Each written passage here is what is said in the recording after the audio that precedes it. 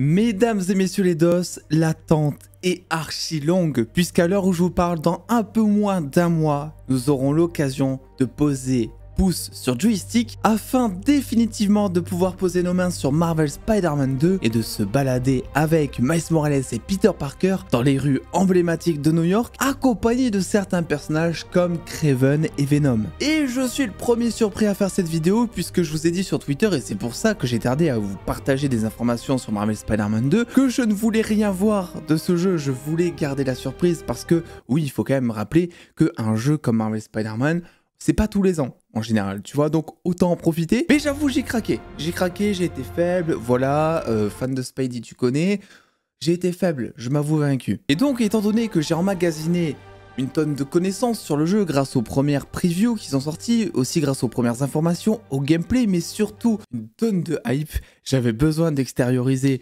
tout ça pour vous donner un petit peu mes attentes, mes théories finales et vous dire pourquoi est-ce que selon moi, Venom ne sera pas jouable dans ce jeu. Mais avant de poursuivre cette vidéo, gros merci à Holy Energy qui m'accompagne sur la chaîne durant ces dernières semaines et il faut absolument que vous testiez vraiment parce que cette marque c'est un gros délire les gars. Holy Energy principalement c'est quoi? C'est du soda 100% naturel qui va vraiment vous être utile si jamais vous désirez arrêter le soda mais que vous êtes accro au goût sucré de celui-ci. C'est vrai qu'en ce moment je suis en grosse perte de poids et quand j'ai besoin d'un petit goût sucré notamment parce que sinon je pète un câble, Holy c'est vraiment intéressant puisque un shaker de Holy c'est 20 calories donc vraiment c'est genre 10 fois moins qu'un verre de soda classique. Les arômes et les fruits sont 100% naturels et en plus vous avez un côté énergisant, voilà, plutôt que de boire d'autres boissons énergisantes qui vont vous flinguer la santé sur plein de points. Ici vous allez avoir le même effet, vous allez être ultra productif, bouger tout le temps etc, mais de manière assez healthy quand même. En plus de ça vous avez et la gamme énergisante et la gamme Holy Iced Tea qui va être une gamme enrichie en fibres, enrichie en antioxydants, sans caféine non plus et 100% naturel évidemment. Si jamais vous avez un régime alimentaire particulier, c'est 100% vegan, donc pour le coup ça va mettre tout le monde d'accord. Donc vous en avez vraiment pour tous les goûts, pour toutes les couleurs aussi, puisque les packagings sont juste monstrueux également. D'ailleurs ce que je vous conseille c'est celui-là, le Crazy Tiger, il a un goût d'oasis, c'est de l'oasis, sauf que c'est de l'oasis healthy pour le coup, et vraiment c'est mon préféré, je n'aurais rien à savoir, c'est un banger.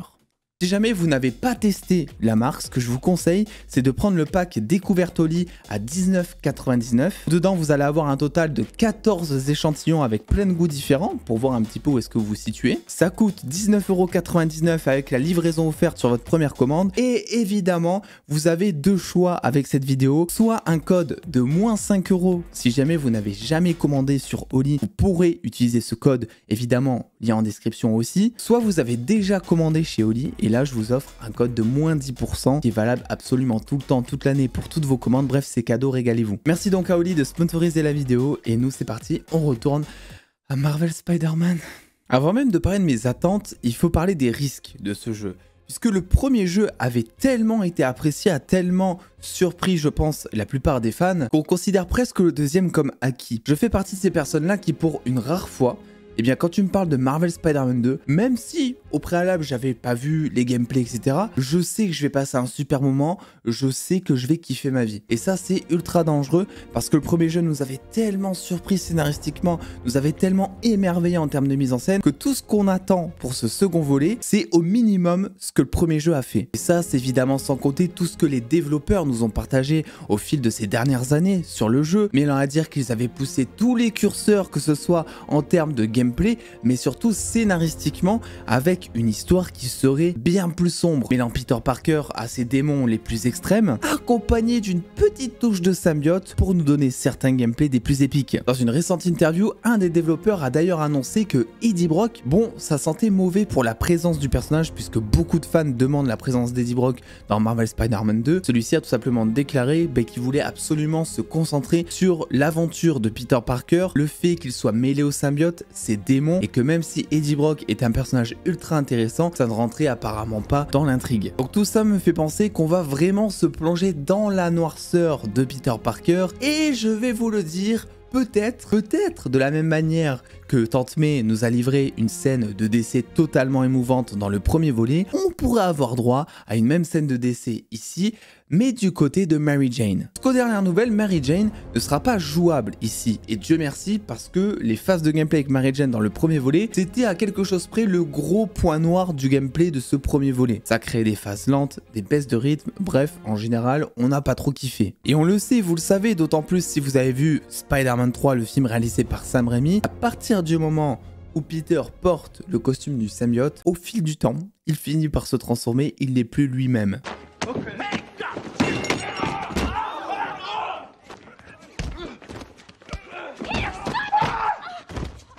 Miles l'a d'ailleurs remarqué dans un gameplay qui nous avait été partagé au préalable, mais surtout on remarque très bien que Mary Jane a peur de Peter au moment où il porte le symbiote. Et donc je me dis qu'un accident est vite arrivé et que comme élément dramatique du jeu et comme levier scénaristique qui pourrait pousser Peter Parker à se débarrasser du symbiote justement, on pourrait avoir la mort de Mary Jane, ou en tout cas une Mary Jane qui serait fortement mise en danger, fortement blessée à cause de Peter Parker et du symbiote. Marvel Spider-Man 2, ça va être aussi l'occasion de pouvoir se faire kiffer à fond si jamais on est fan de Spidey dans les comics. Plus de 60 costumes avec la possibilité cette fois de les personnaliser, de créer des variants montant alors jusqu'à 200 costumes. Et me concernant, ce point là, je suis pas vraiment la cible. Je sais pas si c'est parce que je suis vieux jeu et que pour moi Spider-Man c'est uniquement le costume rouge et bleu en tissu, voilà. Et c'est vrai que j'ai un petit peu de mal à jouer le Spider-Man du jeu vidéo avec, je sais pas, par exemple comme dans le premier opus, le costume du Spider-Man de Tom Holland, parce qu'en fait c'est pas les mêmes Spider-Man,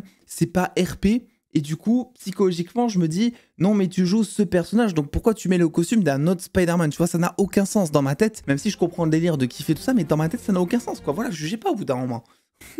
D'ailleurs, n'hésitez pas à me dire en commentaire, j'aimerais savoir s'il y a d'autres personnes comme moi qui ont du mal à jouer avec un autre costume. Et puis en vrai, si j'ai le costume symbiotique, mais les gars, à quel moment je vais vouloir prendre un autre costume, quoi, tu vois? Je veux me balader H24 avec le costume symbiotique qui, au préalable, avait laissé quelques doutes. Un costume qui faisait d'ailleurs beaucoup plus armure que costume, alien, etc.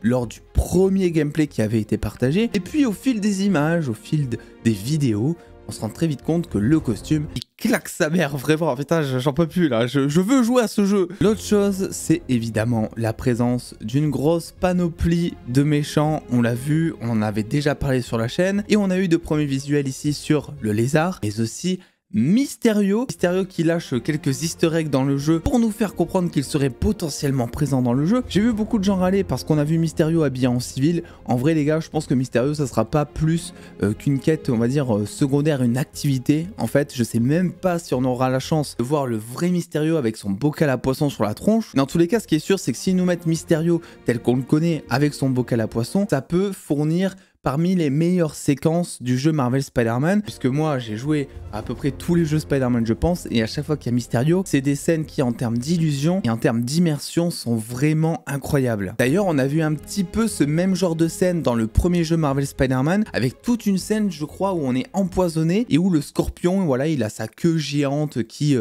c'est bizarre ça. On va la refaire aussi, on va la refaire. Bref, une scène où on doit se balader dans New York avec le scorpion de manière totalement géante. C'était une scène qui était totalement illusoire et ça m'avait beaucoup fait penser à des scènes de Mysterio notamment. Le lézard, quant à lui, s'est fait godifier.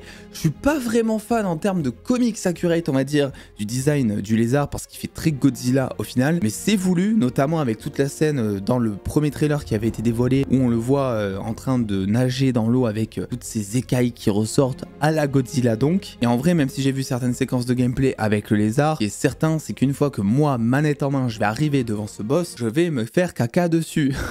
Parlons maintenant, si vous le voulez bien, du bouffon vert, puisque dans le premier opus, rappelez-vous, il avait été plus ou moins teasé, on sait pas, simple easter egg ou véritable teasing. Est-ce que le bouffon vert sera présent dans ce jeu? J'en doute. Je pense qu'il le garde pour un troisième opus, c'est peut-être possible, notamment avec tout le développement que Norman aura, c'est possible. On va revenir sur Venom un peu plus tard dans la vidéo, mais qui sait, peut-être que Harry finirait par mourir, que Norman, par vengeance notamment, pèterait totalement un câble, s'injecterait un produit, ou peut-être que ça serait Harry qui deviendrait en définitive le bouffon vert. Voilà, je ne sais pas. Mais c'est vrai que dans ce jeu, en termes d'antagoniste très symbolique de Spidey, t'as quand même Kraven et t'as quand même Venom. Même si je pense que Venom sera vraiment pas le méchant principal du jeu. C'est ce qui nous avait été teasé, c'est vrai, lors du premier teaser, parce que Venom c'est un personnage qui est ultra vendeur, apprécié de tous les fans. Je ne connais pas un seul fan de Spidey de Marvel qui dit je n'aime pas Venom, tout le monde aime Venom. Histoire aussi de vous rappeler la supercherie que Sony a fait avec ses films Venom, parce qu'on a réussi à détester un personnage que tout le monde aime de base. Voilà, ils ont fait super fort quoi là-dessus, c'est quand même fou. Et en vrai, le pitch tel que je le vois pour l'instant en tout cas, il est assez simple. Kraven débarque en ville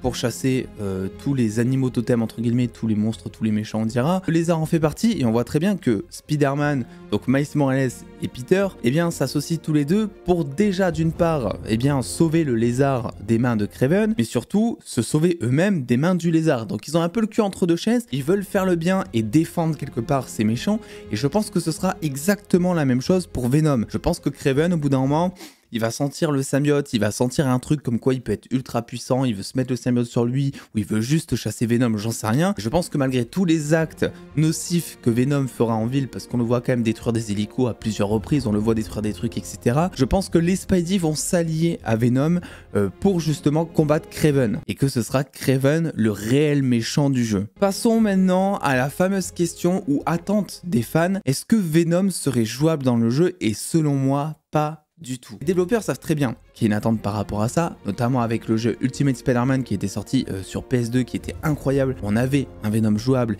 et un sentiment de puissance, voilà, qui était selon moi inégalable. Mais pour le coup, je me dis que si j'étais moi à la place des équipes de production, ce que je ferais, c'est que vu que déjà avec Marvel Spider-Man 2, j'ai un jeu ultra fourni, j'ai déjà le symbiote de Peter pour avoir ce sentiment de puissance. Voilà, vu que j'ai déjà tout ça, j'attendrai avant de faire un Venom jouable. Soit, première solution, je ferai des petites missions annexes, style Mary Jane notamment, ou style Miles Morales dans le premier Spider-Man justement, où Venom serait jouable le temps de quelques déplacements sans grande folie, mais pour satisfaire peut-être une petite demande des fans. Et ensuite, je sortirai un spin-off du nom de Marvel's Venom, une origin story donc sur le personnage, où là par contre Venom serait le principal personnage du jeu. Soit deuxième solution, Venom absolument pas jouable dans ce jeu, mais spin-off qui arrive ensuite. Pourquoi je pense à un spin-off? Parce qu'en fait, je me dis, ils vont reprendre exactement le même modèle économique. Rappelez-vous, à l'époque où Marvel's Spider-Man 1 est sorti, la suite de Marvel Spider-Man 1, ça devait juste être Marvel Spider-Man 2. Le souci, c'est que le développement, il a pris du temps de ce jeu, et que donc pour faire patienter les fans, ils ont transformé le DLC qu'ils avaient prévu donc sur Miles Morales en standalone, en jeu solo d'environ 15-20 heures. Et là, derrière Marvel Spider-Man 2, il y a potentiellement deux jeux qui arrivent d'Insomniac Games. Le jeu Marvel's Wolverine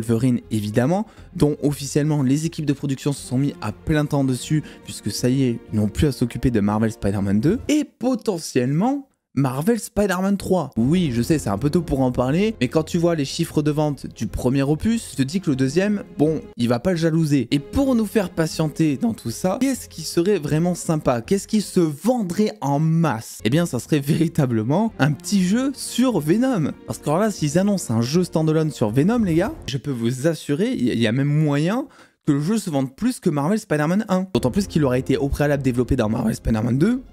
Franchement, s'ils font ça, génie marketing. En tout cas, c'est ce que moi, j'aurais fait, quoi. Ce que j'attends aussi, c'est que je pense que Miles Morales va être ultra développé, à contrario notamment de Peter. Alors, Peter va être développé, évidemment, surtout sous le spectre de la noirceur. Et je pense que Miles va être le nouveau Spider-Man, on va dire, mature. Et au vu des gameplay bandes annonces que j'ai vu, on a l'air d'avoir un Miles qui va se rapprocher du caractère de Peter Parker dans le premier volet. Donc, un Spider-Man responsable, avec des petites touches d'humour, bref un Spider-Man adulte, là où Miles était encore qu'un adolescent, que ce soit dans le premier volet et aussi dans le standalone. Évidemment en termes d'attente, ce sont aussi toutes les chorégraphies de combat, les balancements. En parlant de ça, je suis pas ultra fan du fait de voir les Spidey planer. Alors je sais que c'est quelque chose qui est comics accurate, je sais que de base il a ces espèces d'ailes, je sais plus le nom exact, à chaque fois je l'oublie, sous les bras qui lui permet de planer notamment. Je saurais pas vous expliquer pourquoi, mais je suis pas fan de cette compétence. Peut-être parce que pour moi Spidey dans ma tête c'est juste tu te balances d'immeuble en immeuble, c'est ça qui fait ta particularité, sinon bah, tu deviens Superman en gros, même si j'exagère. C'est pas le truc en tout cas quand je vois du gameplay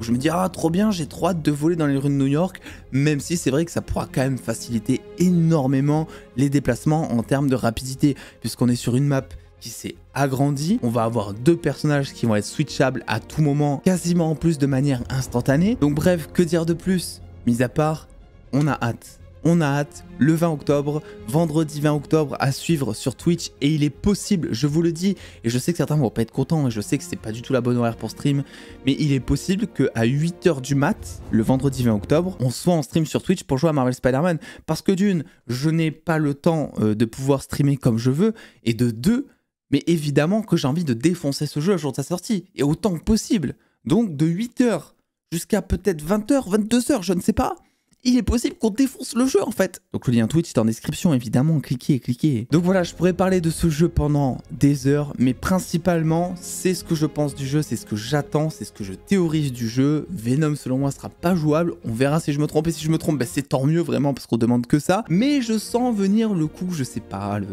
ça sent la thune quelque part, tu vois, je me dis, ils sont obligés, ils savent que ça va se vendre en masse, et pour faire patienter, ils reprennent le même modèle économique que la première fois, et voilà. Des bisous tout le monde, le pouce bleu, l'abonnement si ce n'est pas déjà fait, et en attendant, je vous dis à très vite, des bisous les dos.